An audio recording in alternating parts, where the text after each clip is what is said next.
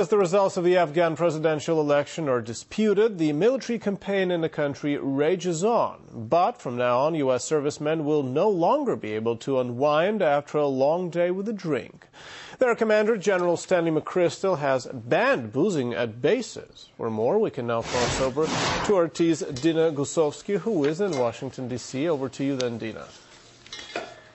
Hi there. Well, that's right. The head of international forces, General Stanley McChrystal, came out and said that he thinks that some of his staff doesn't have their heads straight. So what does he do about it? Well, he puts a ban on alcohol. Now, imagine this scenario. A NATO strike that killed hundreds of civilians occurred just recently. So General Stanley McChrystal called some of his subordinates, but they were either too drunk or too hungover to answer to the request quickly. So what does this mean for government staffers in Afghanistan and also for the population of Afghanistan? Well, joining me for a fascinating discussion, Tony Blankley, columnist for the Washington Times.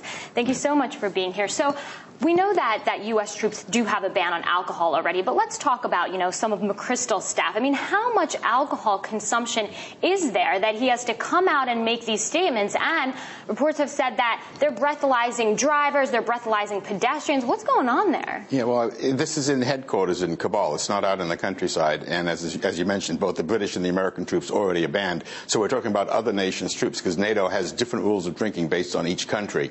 I think it's going to create some I don't blame the general at all. But so who's doing the drinking? Is it the Germans? Probably the Germans, right? Yeah. I mean, and they're also not doing the fighting.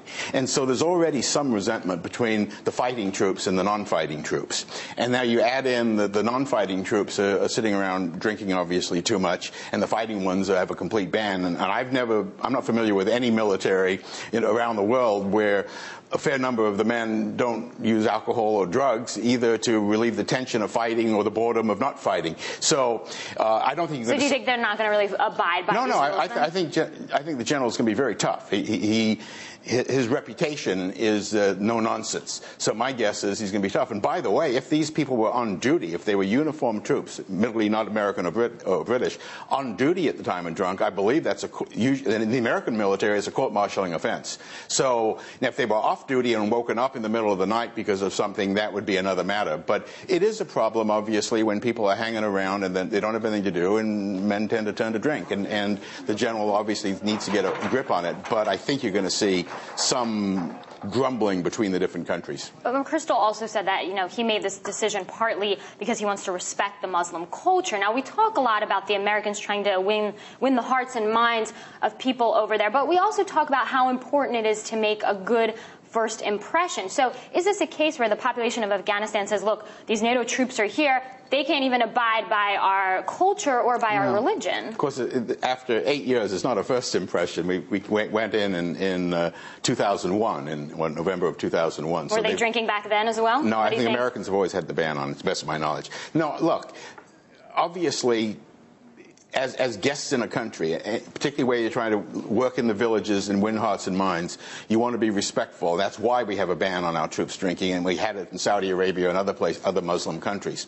But I'll tell you what concerns me even more than that is the fact that in some of the villages that have been cleared by our troops, we had very low voting in the recent election because the locals were afraid that while we were there now, we'd be gone soon, and the Taliban would come back and they'd be punished. So first of all, we've got to convince, not when I say we, I mean NATO, the President of the United States, have to convince the Afghanis that we're there to finish the job completely, and they can count on us staying there. Now, it's also nice to be respectful of the values in the community, but respectfulness without a reputation and trust in us being able to fighting and winning won't do the job. Right, because this issue is tied to so many others over there in Afghanistan. Thank you for being here. I'm going to throw it back to you in Moscow for now.